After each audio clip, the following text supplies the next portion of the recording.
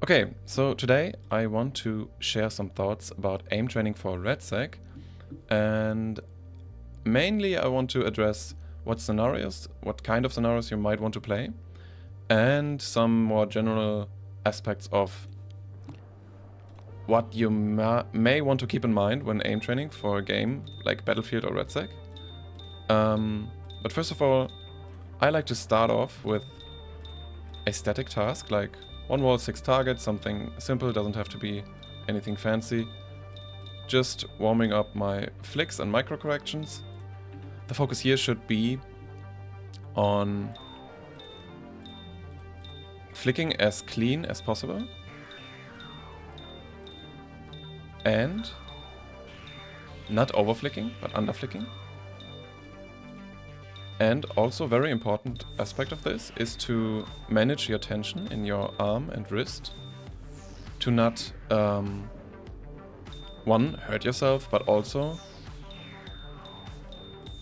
to build a good habit of releasing tension whenever not needed. Otherwise, you might find yourself kind of locking your arm and wrist in a position and then unable to adjust when needed, actually. Yeah, but this is just very basic aim training shit, right? I'm not too good at static myself, actually. That's why I do these daily aim training streams. But this is what you this is what you might want to do when you want to start out to improve your aim, but don't overdo it, right? For games like Battlefield and more importantly for Redsec, you don't want to aim train for hours, right? Just warm up your aim for maybe 10-15 minutes and then go in game, because there is way more important things in these type of games than raw aim. So aim training with no time limit makes no sense.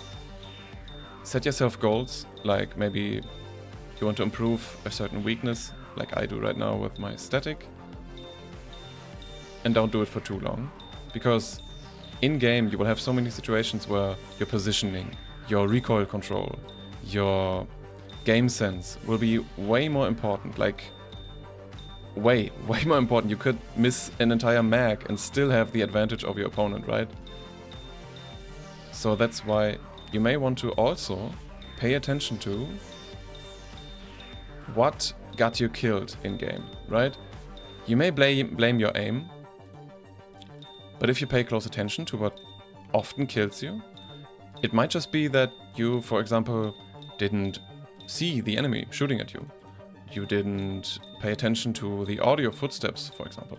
Or you simply weren't equipped enough to fight, I don't know, 2 people at the same time or something. That's very important, actually, to not overdo it, right? Train your basics, get in here. Try to apply good technique with these little sessions, and then move on to actually playing the game. But now that I played this for a little bit, I mean, it's difficult for me to actually speak while doing this, you may have noticed, but I wanted to keep this like raw, kind of. And yeah, it's difficult for me, so I won't be able to like chase scores here. But still, I just wanted to showcase what I do, and maybe someone else will find something beneficial for them. So the next task I want to showcase is, am I gonna find this here? Let me search for it. No. Okay, then I need to... Is it in here? No, it is not in here. Where do I... It's in here, right? Yes. Box target switch. Something similar to this or exactly this. Doesn't really matter, but in a game like Redsec or Battlefield in general, you will have situations where you often not just face one enemy, but multiple at the same time. So it is important to be efficient with your ammo. And especially if you run, like, for example, a LMG build, which there are a lot of very effective LMG builds right now, you may have enough ammo to never reload within a fight, right? You could just down 4 guys with 1 mag. And then it becomes important to be able to switch between enemies fast and efficiently. What's important here is just to try and again not put too much tension into your flicks and let go of the tension whenever you microcorrect, right? So you have the range of motion needed for the microcorrection, but also that your tension doesn't build up, so you can flick many times over. I hope that makes sense. And I'm not even sure that I'm even close to the 10-minute mark right now. But that's usually what I do when warming up for Redsec.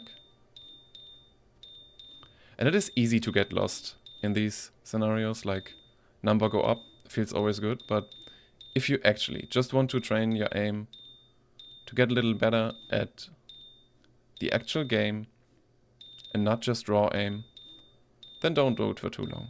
10, 15 minutes.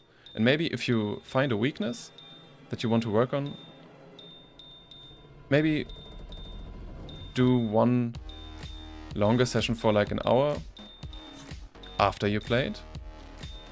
And that's way more than enough, right? You don't need to overdo this. Let me just go with one more run because I'm addicted to aim training. I hope you can relate.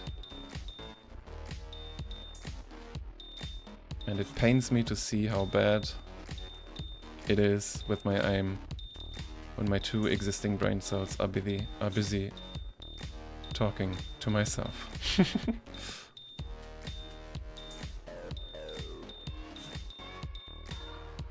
Actually, I've gotten so much better at switching, which is really nice. Then again, in-game, I still die incredibly stupid. And I'm very aware of my lack of game sense. But it's just so satisfying to out-aim people when you shouldn't really be able to, right? You get shot in the back, you do a 180, flick onto him, and just beam him, right? It feels so nice. So, yeah, I'm just that type of gamer. I mean, I'm okay, it's okay. It's within a 10% range here, these scores, so it's fine, it's fine. I don't need to do this for too long. So I hope this is kind of helpful. I don't know. If it isn't, well, I don't care. I see you guys. Bye.